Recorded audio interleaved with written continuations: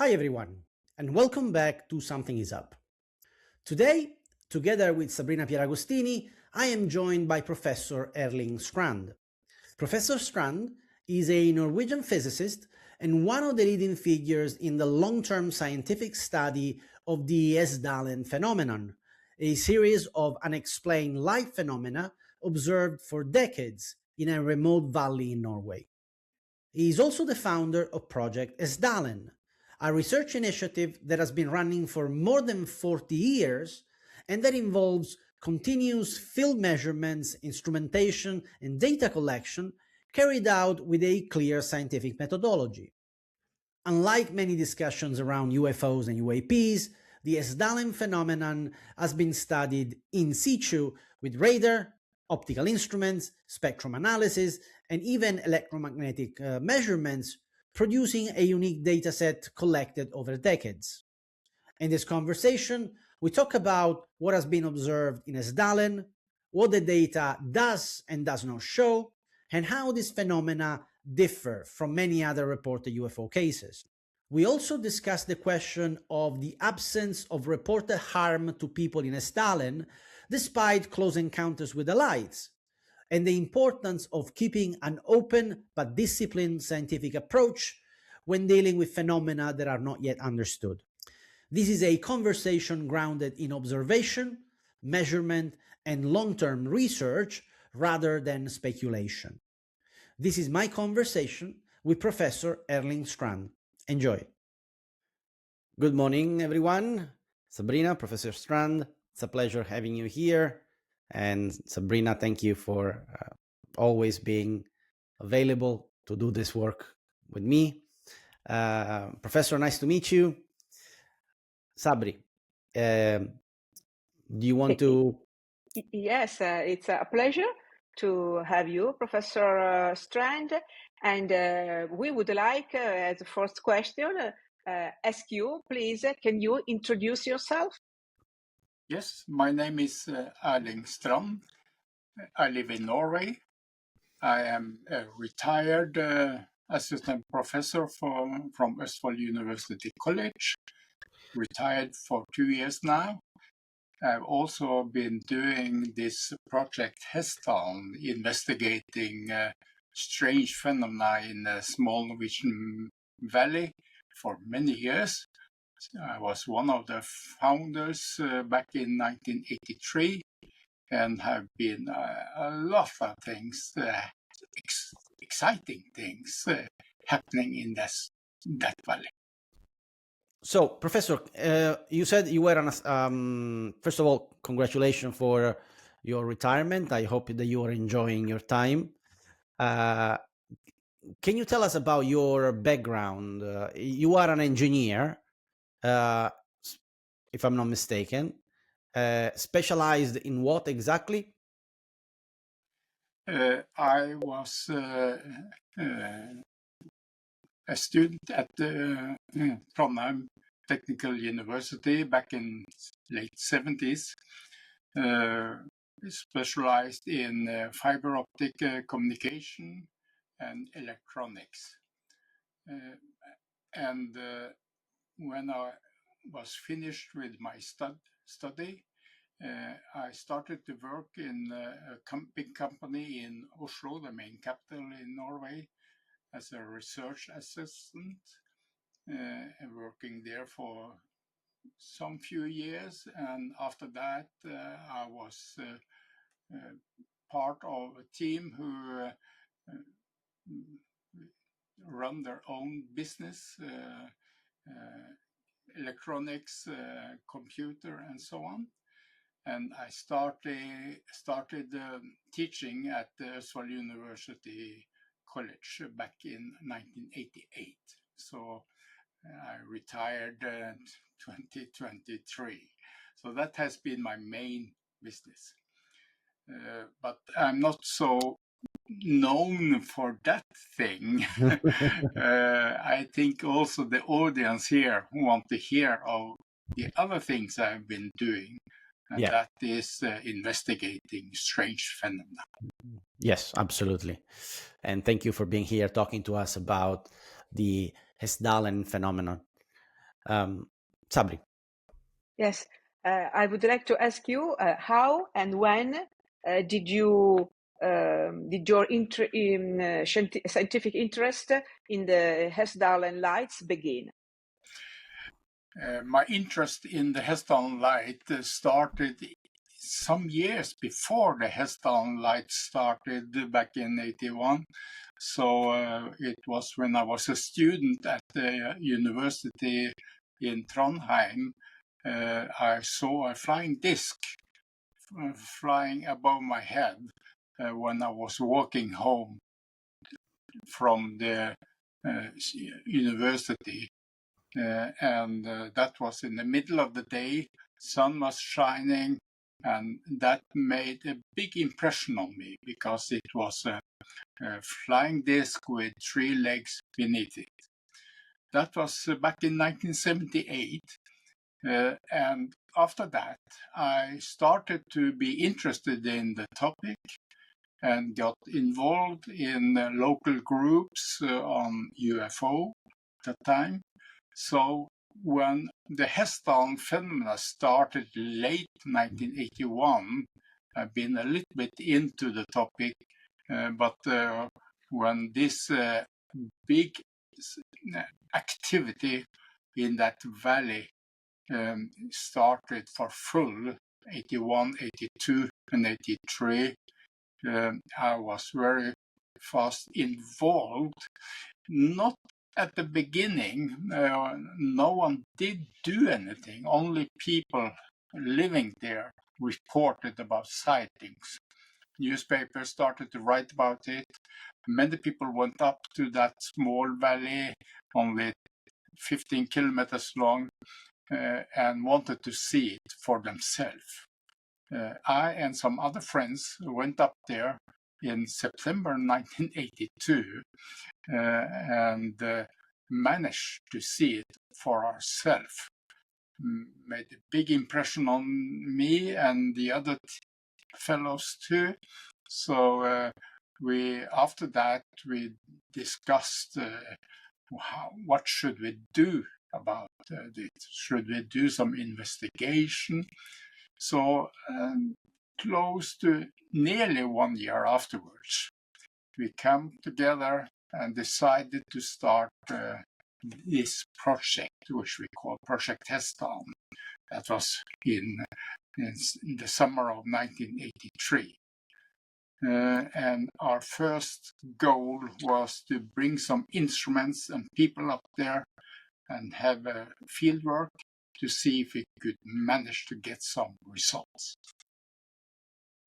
And Professor, there are a couple of aspects, a couple of things that I'd like to discuss. But so, first of all, it's very common that for people to encounter this phenomenon, whether it's a single thing or more complex things, like in your case was a flying disc even before the Hessdalen project.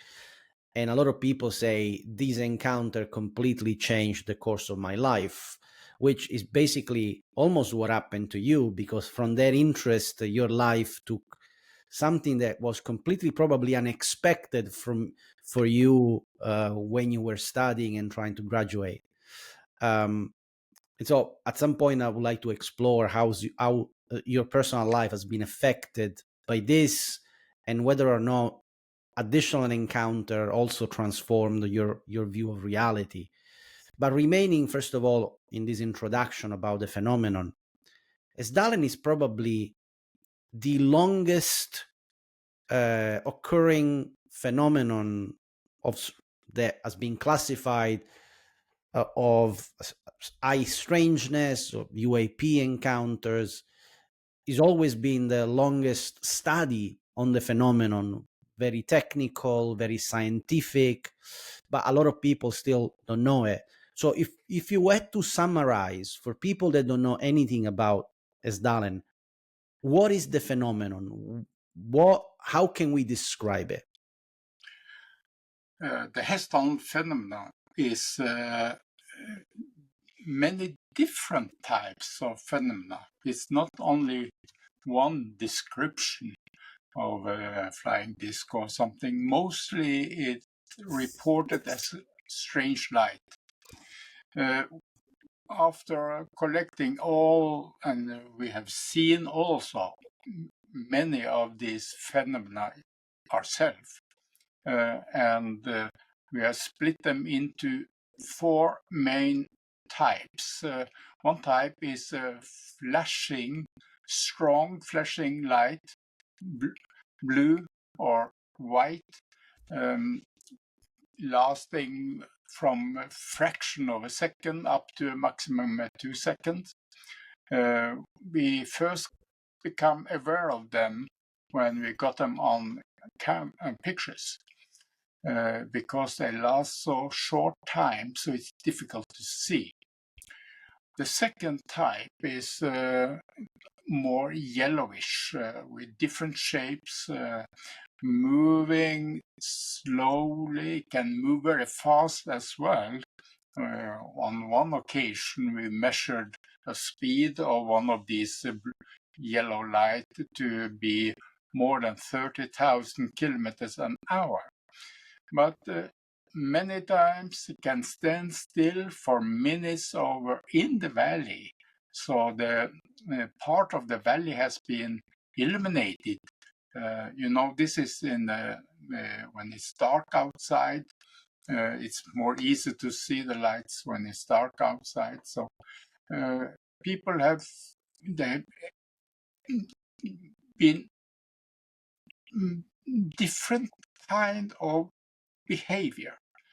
So we have been thinking maybe we should split this type 2 into more types, but we haven't done that.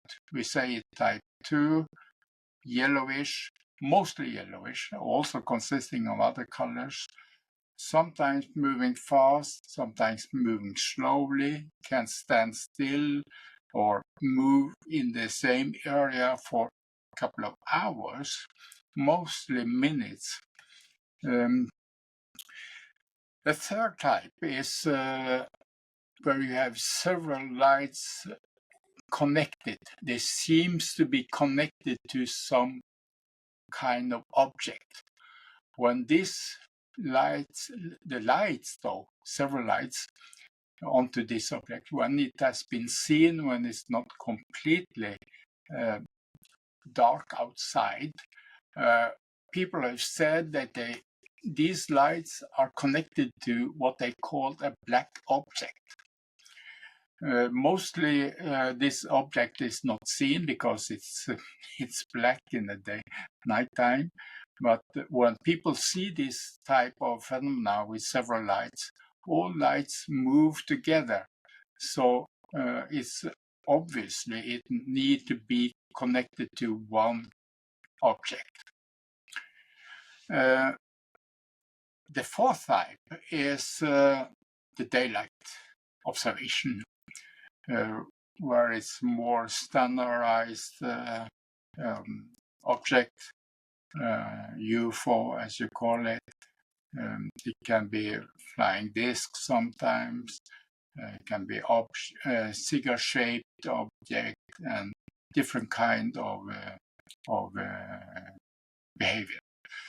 This phenomena started to show up in this small valley under, at that time, 200 inhabitants totally, and 15 kilometers long, small valley. That started in December 1981 with, well, at the most, we have recorded up to 20 observations a week, sometimes more on one day. And this high activity continued for more than, well, back to 84. So that will be 2-3 years with this high activity. But after 1984 or 85, the activity of sightings decreased very much. So it was down to 20 observations a year instead of 20 observations a week. So but it still continues, but not with such a high activity as it was in the early 80s. Understood. And if I may, on the type 3, the black object, did the accounts reported were able to understand a shape? There's a lot of talk about triangular black objects with lights. There's reports of squares with lights. Do you have a specific geometry connected to this, or there are multiple types of object, or is not distinguishable? It seems to be multiple types. Mostly is oval shaped, not round but oval, and sometimes cylinder, sometimes triangular too, similar as the famous one from Belgium with a light in each corner. But mostly they have been reported as some cylinder or oval shaped with the lights on. Understood. And if I'm not mistaken, because I've heard some other interviews of yours, the reason that after 83, 84, the number of reports collapse drastically maybe is not connected to the fact that the phenomenon stopped happening, but it was a matter of people were not reporting anymore with the same frequency the phenomenon. It was a combination of things. Yes, it can be, but the drastical lower activity is present because when we had the fieldwork in 84, before this drop in activity, we got during the month we got more than 50 observations, but in 85 we got only one during a similar expedition, so it had gone down. But we have also the fact that people stopped telling about it, of course, because after 1985, our second field work, we didn't hear anything from the local inhabitants up there. So we thought it has completely gone. But we later found out that there was activity still, but the local inhabitants didn't want to tell it anymore because they were so ridiculed in the press in the first year, and they didn't want to be ridiculed anymore. But they told me, that was in 93, 8 years after our last fieldwork, they told me about the activity is still going on. So we decided to start project again, Project Hessdalen. And then we started to involve our students at the university college building, at the Matic station, and so on. And after we have had science camp, which with a lot of students present in the valley for 1 week, which they also have sightings. So we know there is still sightings, but the amount of it is much less than it was in the beginning. What about today? And between 84 and today? There is still activity. We have what we call a blue box, which we have a lot of instruments inside. The camera and computer and so on, looking out of the valley all the time and analyzing the pictures. We do find some interesting observation still, And this observation is also presented onto our website. So if people want to have a look at them, they can go into our website, which is www.hessdalen.org. And on that page, you can look at the pictures which are sent to this website every morning. And there's a good system. It's what we call the stacked system. They take pictures all the time, and a sequence of 15 minutes is made into one picture. So, and if there is something interesting in that picture, you can look at the film and pictures as well. So it's a good system. Understood. In details, which kind of instruments and gadgets did you use on the field? Well, we have used different kind of instruments. We have had some in the blue box, the automatic station, which is standing up there in the blue container, camera and so on. We have also had other instruments present on the field works with either people or students which has taken part in the field work, where they actually are out in the field, mostly in the camera, and you have a spectrum analyzer, you have infrared viewer, you have a different kind of instruments which the students is running while they're out in the field. So when they're up in the mountains, the two tents sleep in one tent, and in the daytime mostly though, because in the nighttime they are up and looking for the light, ready with their both cameras and instruments, and record if there is something interesting happening.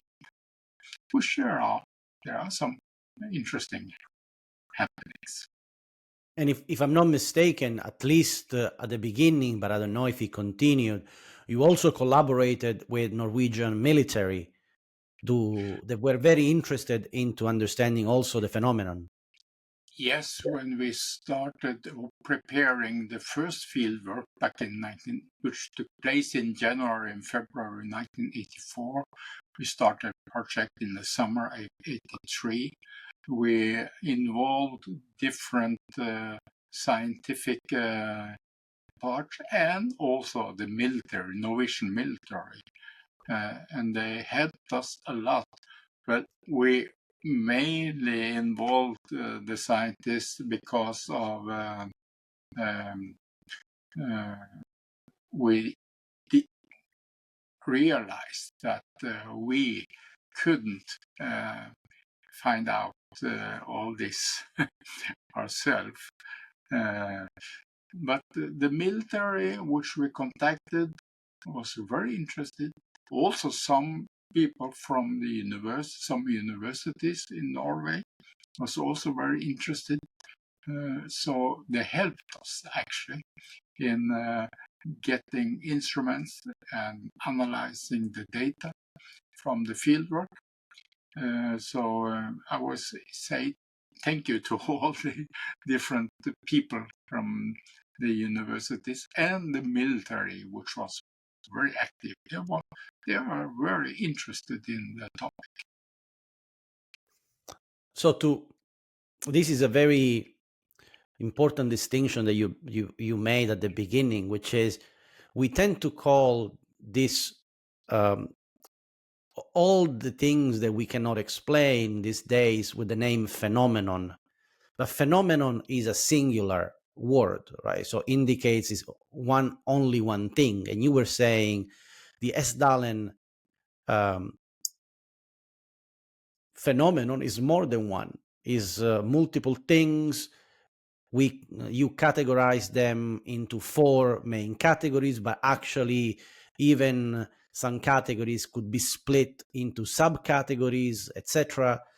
And we still don't know exactly what these things are.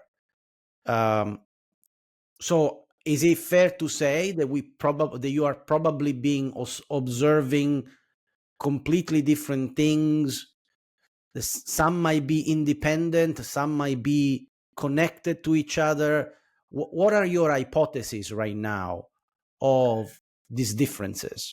Yes, I normally say phenomena and not phenomenon, because I think it may be different kind of thing you're observing, because it's very difficult to think of that white flashing or blue flashing light is the same as the object types in type 4, or the other types too, with several lights onto one. So all the different description, sometimes it's very hard to think of that this can be one answer on what it is.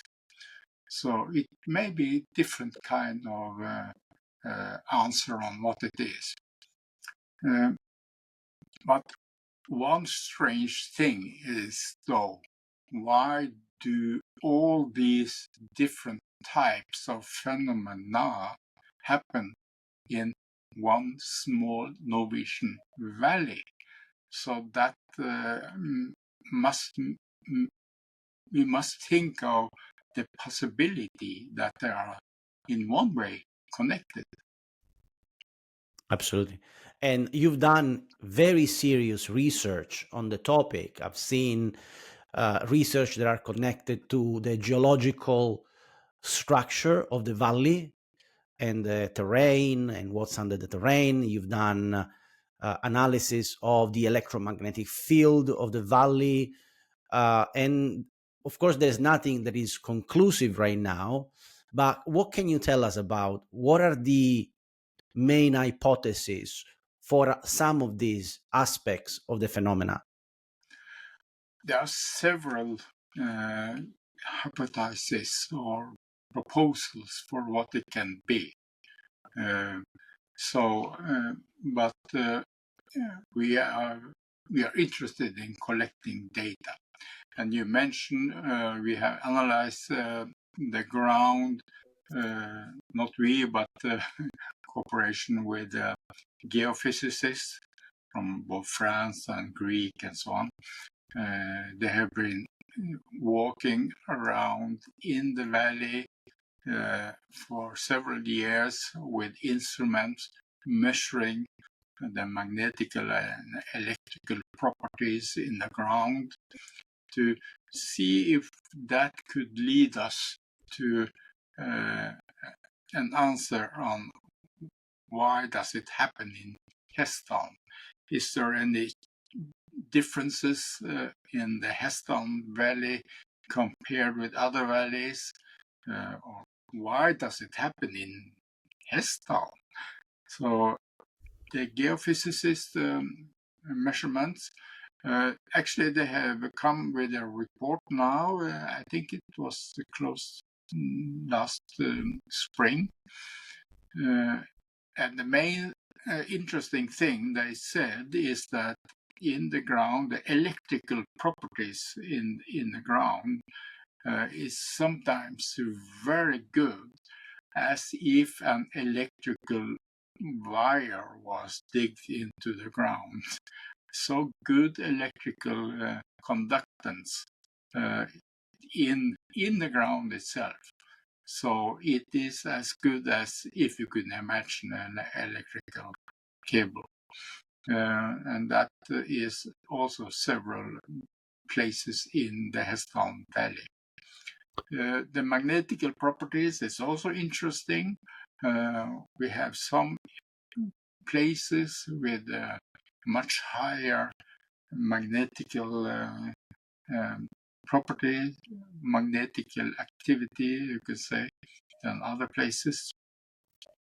But to say that these things in the valley, which is a little bit unusual, is the reason why it happened in the valley.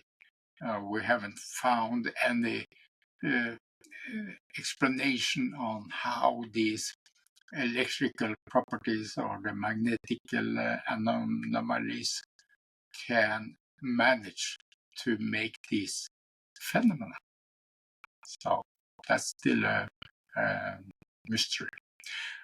You mentioned we have also used other instruments. We have used a magnetometer, which measure the Earth's magnetic field, and we have found that whenever there is high magnetic activity in the atmosphere, the probability to see the flashing light is higher. We have also used a spectrum analyzer to measure the electromagnetic radiation, if there is any strange electromagnetic radiation in the valley, and there is some measurement we have done with this equipment, which indicate there is some unexplainable electromagnetic transmission of some kind. Maybe the most interesting instruments we have used is a radar, where we were out in the field, had this radar screen, was looking at, and also people out in the outside the cabin where the radar was located, and was looking at the light phenomena. And on some occasions, we captured something on the radar screen. It was a strong reflection on the screen, as strong as you can imagine an airplane or something like that was moving in the valley itself. Sometimes we could see it was a light at the location, but also sometimes we couldn't see anything. And this happened also during the daytime. So we couldn't see anything with our bare eyes, but the instrument, the radar, could follow it moving up in the valley. And it was so strong. So I think that's interesting. And also, if you combine that with what people have observed, especially one observation where the witness described an object is coming slowly, being visible in the air. So it's not coming from something. It just become present while it's there. So it come from nothing. It was the day. This was in the middle of the day. Sunshine was up, and the witness saw that some part of this object started to started to be visible, and after a very short time, the whole object became visible. So it, as if it was coming from something invisible, or you can say from nowhere or whatever. So it seems that it can be present even if we don't see it. So if I understand correctly, correct me if I'm wrong, we're saying the property of the valley, the terrain, the electromagnetic field, electromagnetic anomalies are real, are measurable, and they might explain some of the light type phenomenon. I mean, as an hypothesis, we have no proof, but they could explain some of those light phenomenon. But of course, they cannot explain many other type of phenomena that are observed and measured by instruments on Hessdalen. And so it might even be that some of the objects and some of the activity actually happens because it's attracted to the special properties of the valley, or there is something that is attracting part of the phenomenon to the valley. Is there an hypothesis that you have as well? Yeah, it seems that there must be something which in the valley which attract these phenomena, or maybe there is some properties who make these phenomena more visible in that area. So it could be that as well. If so, then the phenomena is everywhere all the time, but no one sees it. But in the Hessdalen Valley, the condition in the ground and the surroundings there is like these phenomena become visible. That's an hypothesis. We have also these electrical properties, which I mentioned, the electrical conductivity. One I thought of the possibility that if there is a current, electrical current going in the ground on this location where there is very high conductivity, it could be like a coil, because the high conductivity is surrounding the whole valley, and if you put an electrical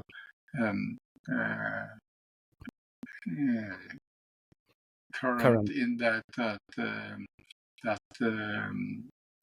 it could make possible make a light. Yep. That's one theory. So I'm going to go for a tangent right now, very briefly. Have you heard of Project CAFRE, of the CAFRE project? Professor Malanga was with you in Florence at the conference a couple of weeks ago, and he's been part of this research study where they used radar and a special algorithm that they developed to penetrate the ground and see what's beneath the ground of the Giza Plateau. Maybe that is a tool that could be very interesting to evaluate the underground structure of the Hessdalen Valley. Just a thought, just an idea. It might be interesting to connect to the Professor Malanga's team to see if a collaboration could happen to see if there's something beneath the ground in the valley. Yes, it's. I don't know that project precisely, but generally speaking, to cooperate with other teams who are doing measurements on other locations where there are similar activity, that could be very interesting, of course. And you mentioned this radar they're using, of course, that could be interesting. I will send you some details offline, and it could be interesting. It could be at least a conversation could be interesting to have. Yeah, that would be great. Thank you. Sabri. Yes, I would like to know, you were a university professor, and how did your colleagues react to your interest in this kind of topic? Did you feel embarrassment from them? Did you feel a stigma or something else? Yeah, interesting topic you bring up there, because the UFO topic is not that well accepted among other people, as also among my I did a political thing. I don't use the name UFO. I use the name the Hessdalen phenomena or the light phenomena in Hessdalen. Then that makes it more easy. It's more easy to accept a light phenomenon than a UFO. So that's one thing I did. The other thing, at the university, I involved my student. I used this topic as a teaching thing. For instance, my student built this automatic station, a lot of computers, instrument cameras, and so on. This was a technical stuff. And also they managed to cooperate with scientists from abroad. And at my university, that was very good. They liked that our student was involved with scientists from abroad, and also they have. So there's a lot of different things I used to get it possible to do this study. But someone told you, Erling Strand, what are you doing? It's crazy. It's not for a professor, this kind of study. Someone? It happened? Yeah, well, not directly at my university college, but before I started the university, when I was up there in the early 80s, I was working as a researcher in Oslo. And when I come back from my first tour with observation, I have to tell my research fellows, the companions, about this happening. And some said to me that don't get involved in this because that is not good for a researcher to research on a UFO, as it was called at that time. So that you could be ridiculed and you could not be taken seriously. So I was warned, but I did it anyhow. And I also found that there was some researchers and there was some scientists which was interested. So I started to cooperate with them.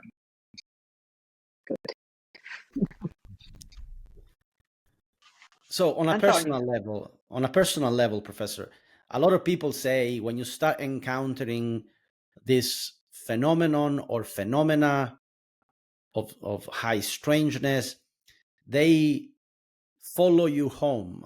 They start, they become part of your almost day to day.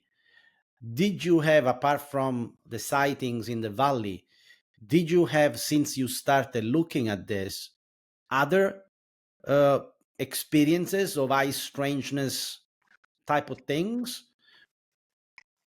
Yes, I do. And maybe one reason is that I'm a type of person who is have a high sensitivity. Some people have that, and they see things more easily, I think. And I'm one of those. So I do see other things as well, not only UFO. I have seen UFO several times, and also lights several times. But I do also see and experience other things as well. So that's true. Are you That's comfortable? part of my. Yeah. Are you comfortable speaking about those things? Yes, I can take. Yes, I do. No problem. Because I know there is not only me who is sensitive. There's many people who are sensitive and experience such things, strange things.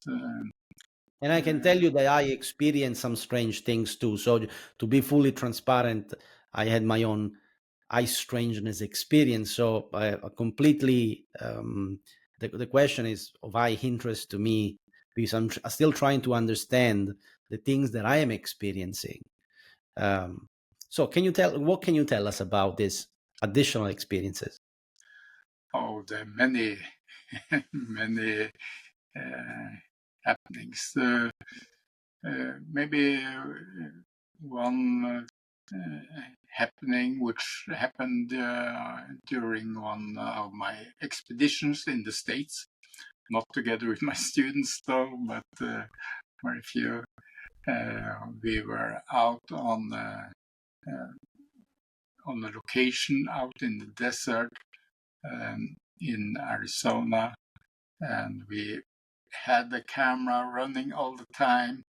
And that on that location, we was hunting for the light store. We had cameras and weather station, magnetometer, and different kind of such instruments running all the time. We had camera also running all the time, luckily. And on one occasion, we saw a light on one of the cameras. We didn't see it with our eyes, so I went out just from few meters away from where we was located, and I on the walking out to this location, just I will guess 5 meters away from where I was standing, or 5 or 6 meters away from where I was standing. I had my senses very high because I didn't see anything, so maybe I thought maybe I could feel something instead. But then I suddenly went into what for me, it was a ghost. It's very strange. It's, if you can imagine an energy, if you can imagine a person with a very high high energy, you can. Some people are like that, and you can feel that person from a distance.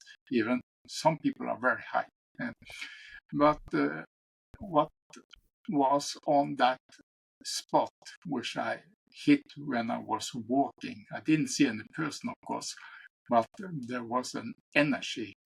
I was explaining it as if you walk into an energy of a person who have very high energies, but there was no person.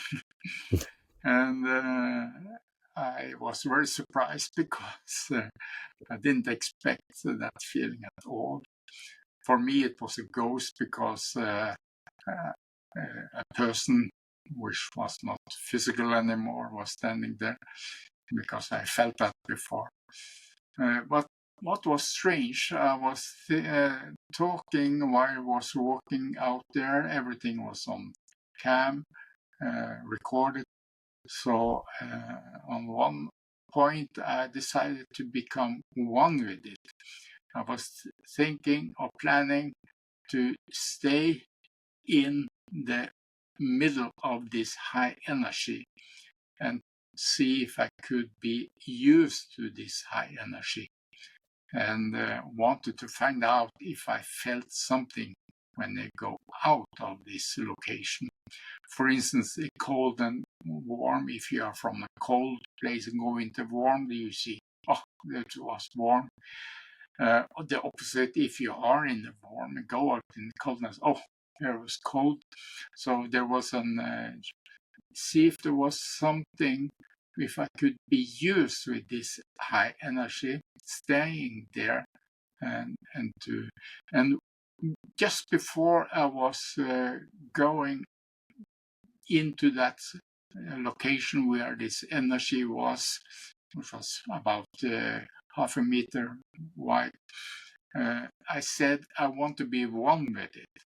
And on the cam, you can see there's a light coming from above, going down behind my back and shoot into me. And so for me, while I said I want to be one with it, it responded at once with the light. So this light was a communication. So more things happened when I went into the location and tried to stay there. I talked about a signal, and when I said the word signal, the signal came as a light just beside me, and so on. So luckily we managed to get it on cam though. So for me, this entity or whatever was standing there did response for me. So that was an I saw the expression. video. It was really amazing. And the day after that night, you had another strange encounter, another strange photos. Yes, because this happening, which was recorded some days later, in very early morning, we want to take pictures just in the sunrise. Because we have got some orbs, several orbs pictures, and wanted to find out if these pictures could have a natural explanation with the sun, reflection of the sun or whatever. And so we took some pictures. In the first picture, you see an entity which looked like, for me, it's a woman staying there, like a shadow in the picture. We took several pictures. We didn't see it when we took the picture. We saw this woman afterwards when we studied the pictures. But we took several pictures, and this woman was present only in the first picture. We did manage to get some light phenomena as well on that and the next picture. But after that, on all the other pictures we took, I think it was 1 minute between each, there was nothing. So it was mainly on the first with this woman and the second with the light, which also happened at the location. And this picture with this, I call it a woman, it was a shadow with which you could see the shape of it. And it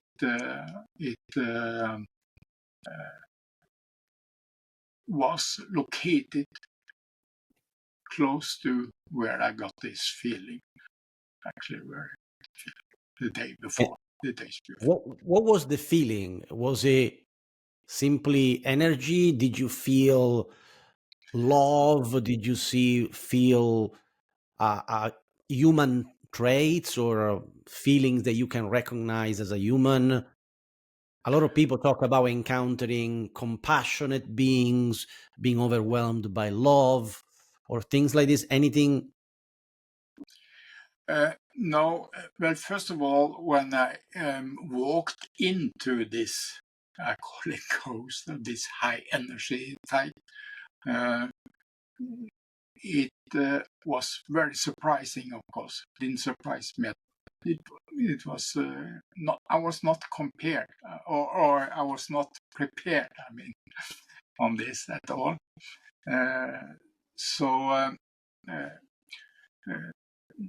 My first feeling was that. Well, actually, I was pushed back when I was walking towards the light on the ground, which was just some meters away, and I was walking towards that. And when I walked into this, I call it a high energy, or if people have felt a ghost, and several people have done that, so they know what I'm talking about. For those who haven't experienced that at all, I used to say it is as if you have a person with a high energy into it, a high which a person with high energy, so you can feel that energy from outside, is such kind of feeling. Understood. I felt that other places too, but on this occasion we managed to get it onto film and to a picture. Understood. And a couple of questions, and I think one, Sabrina, is also one of the questions that you wanted to ask. Because, but the first one is, when we hear, especially Americans, talk about life phenomenon, etc., there's a lot of concern. First of all, of are these phenomena a threat? Are this national security issue, etc.? But also, even with the lights itself, there are a lot of reports of especially blue orbs, blue lights being dangerous for humans, causing biological harm, etc. Even in the last documentary that just came out, The Age of Disclosure, Gary Nolan talks about the effect on the brain of encounters with blue lights, etc. In the case of the Hessdalen phenomenon, have you ever had, in the 45 years that you've studied this phenomenon, any report of harm being done or being experienced by people? Luckily, no. I have not heard of any thing of such happenings in the Hessdalen Valley. So if it has happened, I've not heard about it. Understood. I must say also that when I started to come up there, and I was a scientist and now a researcher, and the local inhabitants up there didn't want to tell me everything because the fact I'm a scientist and you must keep you mustn't tell everything. So I later discovered that they didn't tell everything to me due to this thing. Fear. So I cannot say it hasn't happened. I can only say I haven't heard about it. Understood.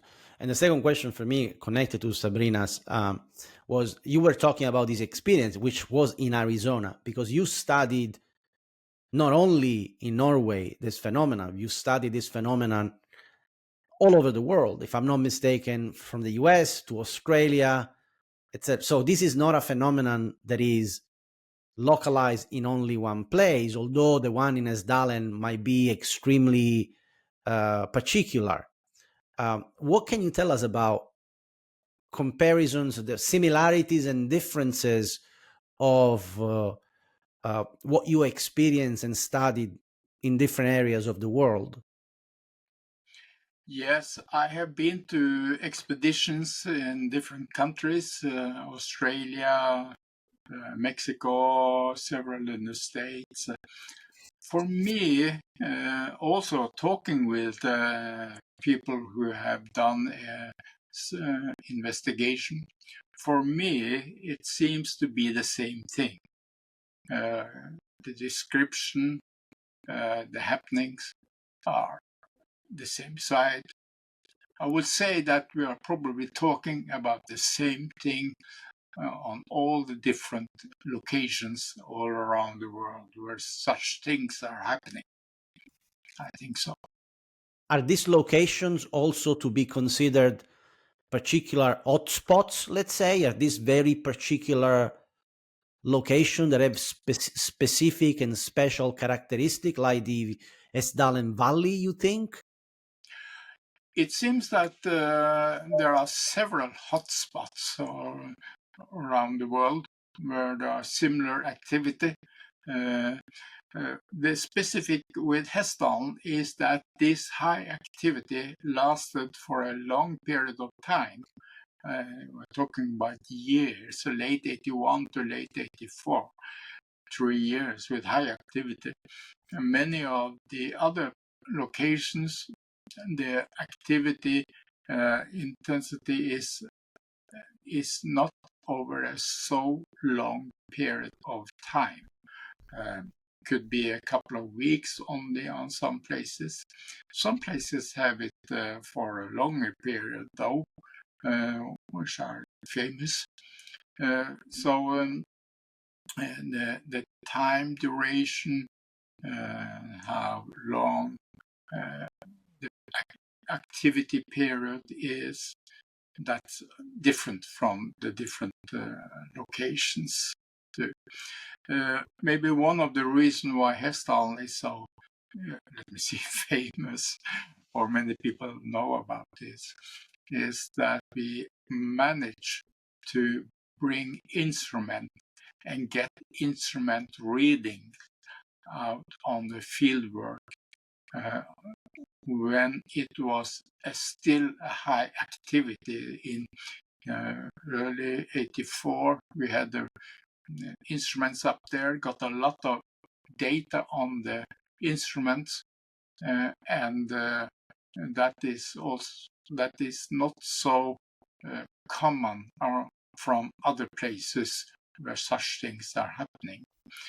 Hopefully that will be better now, because I got the impression that there are some teams or some people around the world who want to do scientific investigation, bring instruments out in the field and do measurements. And that is very good, because if we got more of those who are doing this field study with instruments, we can compare the results from the different locations, and that's good. Yep. Sabri. Yes. Do you think that those lights all over the world have an intelligent behavior, like living thing, a living body? It's a difficult question to know if these things are a living thing or if there is some kind of intelligence. On some occasions in Hessdalen, we got the impression that there is some interaction. Very few though, but there has been some happenings where you could say there is some kind of interaction. So in that sense, it can be looked up as on intelligent, but it doesn't need that everything is intelligent. Or you could say that the definition of what's intelligent in the world can be changed. So it doesn't need to be a person to be intelligent, or a living animal to be intelligent. Maybe the intelligent is on many other places, but then you have to define what is intelligent. If you define that a little bit different than the thinking we as a person do, but or a response that we people do, if you broaden that out to include other things, then you may say that if you use that as a definition of intelligent, then you can say it's intelligent many other places. Could be. Mm-hmm. So many people now are speaking about the ability to connect with objects, not human objects, at the level of consciousness. There are people and groups who evoke UAP, UFOs with their mind. What do you think about this ability, this possibility? That is very interesting, I think, and should be explored more. Absolutely, it wouldn't surprise me if that is the case, that I have the ability. And actually, I believe that we are more connected everything to anything than most are aware of. We have several tests which has been done, for instance, at the Institute for Noetic Sciences with Dean Radin, and you have Rupert Sheldrake done tests with animals, and you have Peer Lab at Princeton, which have done tests with connection between electrical entities and person. So there has been testing of the connection, or you can say the consciousness, the connection with other people, animals, dead thing as an electronic, if it's dead though, which indicate that there is a connection. So in that sense, if you bring into the discussion what they have done on the test of such kind of things, and if you compare that with people who claim that there are some communication in the consciousness way, well, absolutely, it could be correct. Mm-hmm. And you know, if something like that happened with the Hessdalen Lights, someone had a spiritual or a mental connection with them, if you know, maybe someone told you as a confidence.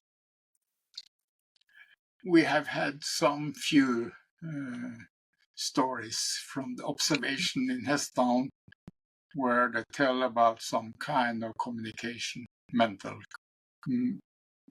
communication. So there has been, but not so many though. But there has been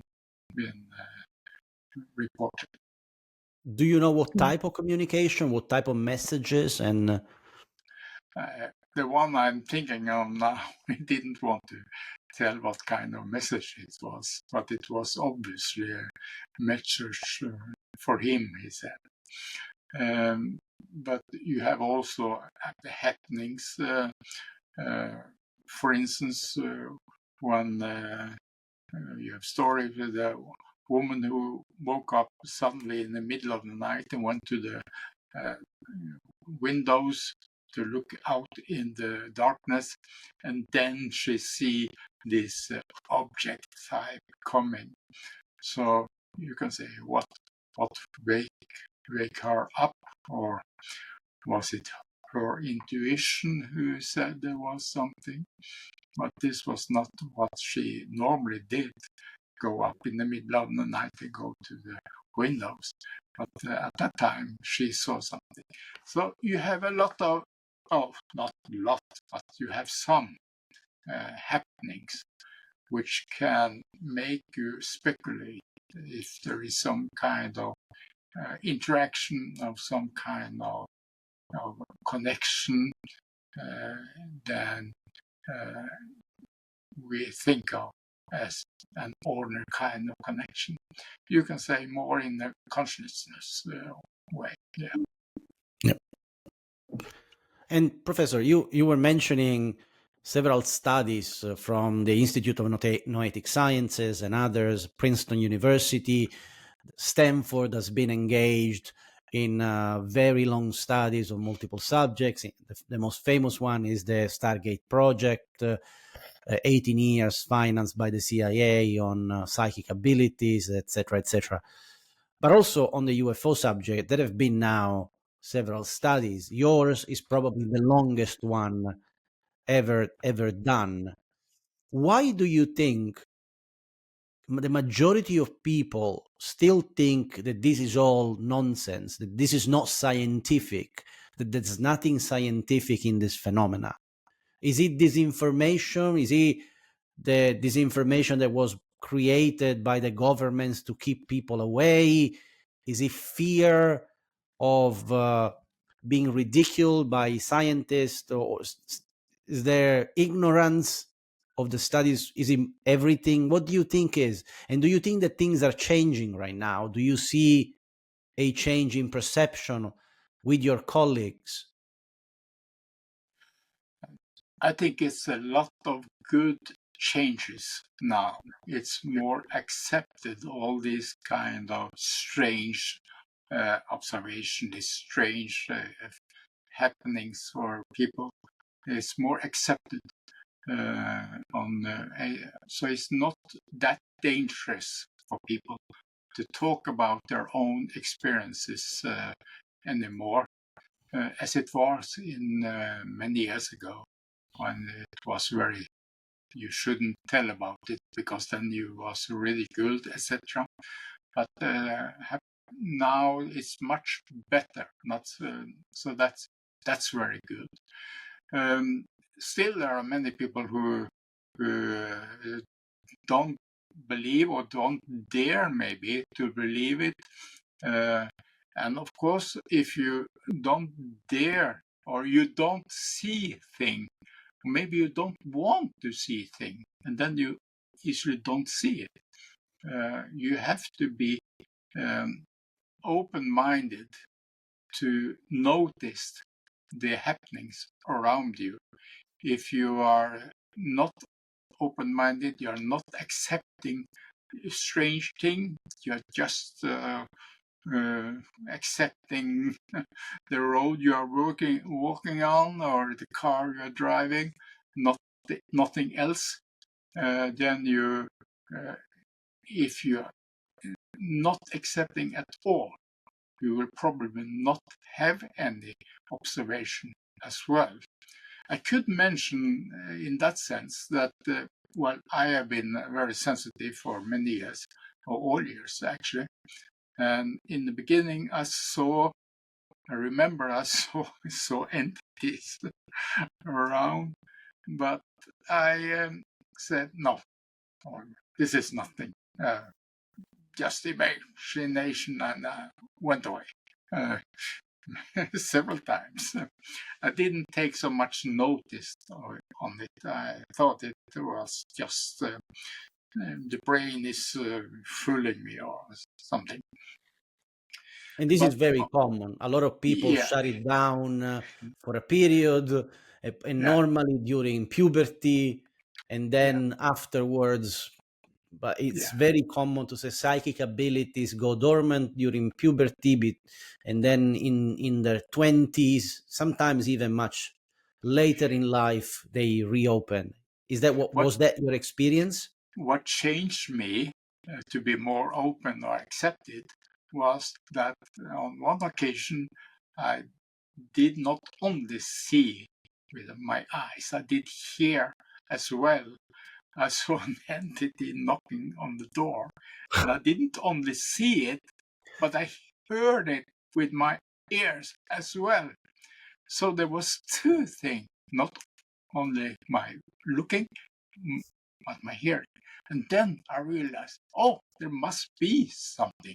It wasn't any ridicule things or something imagination. There was something. And then I started to notice the different things and accept it as a real phenomenon.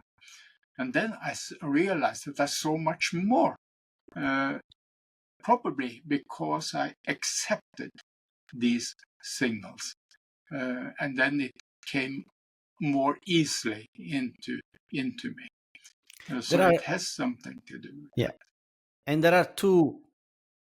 I've heard the two different opinions on the matter. So on one side, we know that our brain works in a very specific way. I don't remember what is the scientific term, but when you start noticing something, all of a sudden, those things are always more noticeable, and so you start seeing them everywhere, right? It's like when you start seeing a red car of a certain type, all of a sudden you see them everywhere.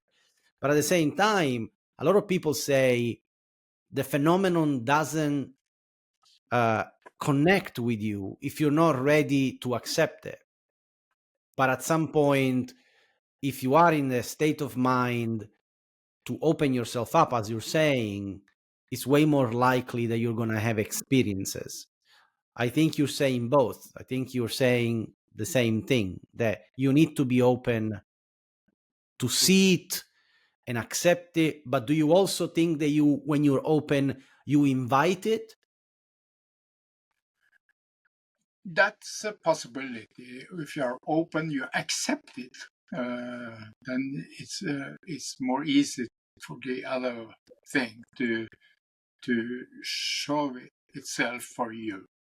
So it can be, you can say you invite it. That could be a right word. That's possible. I will also say that if you take these signals which you get, I believe you may live a more secure life, because then you also take what your inner senses tells you more easily. For instance, a danger, you can be warned by a danger, and your intuition, you can call it your intuition or whatever. If you are warned, if you take that seriously and you stay away from this which could hurt you, then you live a little more safe life. I have experienced myself, and I've also heard other people telling about their warning. They got this feeling from inside that this is dangerous. They should be aware or stay away from it. If you don't listen to those signals you have inside, I think it can be more, you live in a more dangerous world. You don't take the signals which can save you. If you bring that topic to ordinary life, if you are going to cross a road and a car is coming, and you will see the car and stop, of course, and you're not crossing. But if your state is that you don't see the car, you're not looking at it, you can be hit by it. That story similar. If you don't take these inner senses, this signal, I think everyone will get if they listen. Not listen, but when they got a feeling, they can live safe, more safe. Yep, I agree. Sabri. So is this a gift for special people, or do you think everyone can feel this kind of intuition, but normally we don't care about it? I think that most, or maybe all people have such kind of intuition, but they don't listen. Most don't listen to them.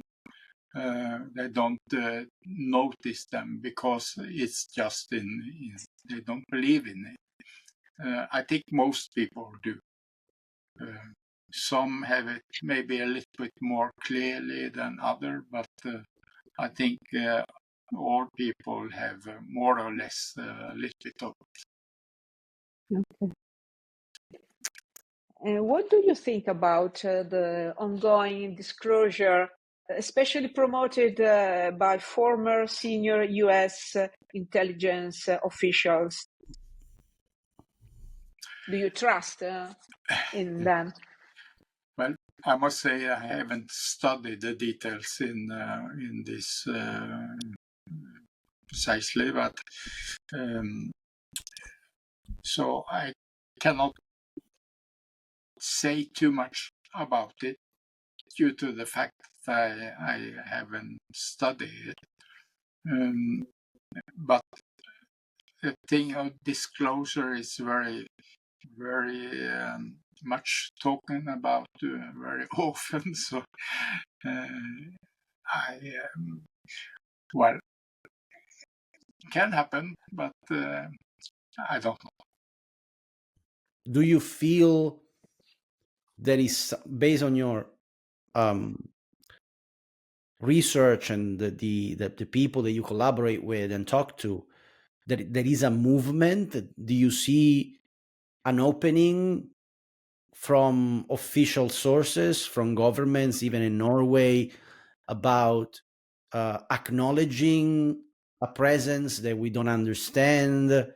For instance, when you collaborated with the military, where they considering this a national security threat, it was simply interesting. What perception do you have about what's going on right now? Well, that's a big question. Well, the military person I was cooperating with in the early 80s, that was a long time ago.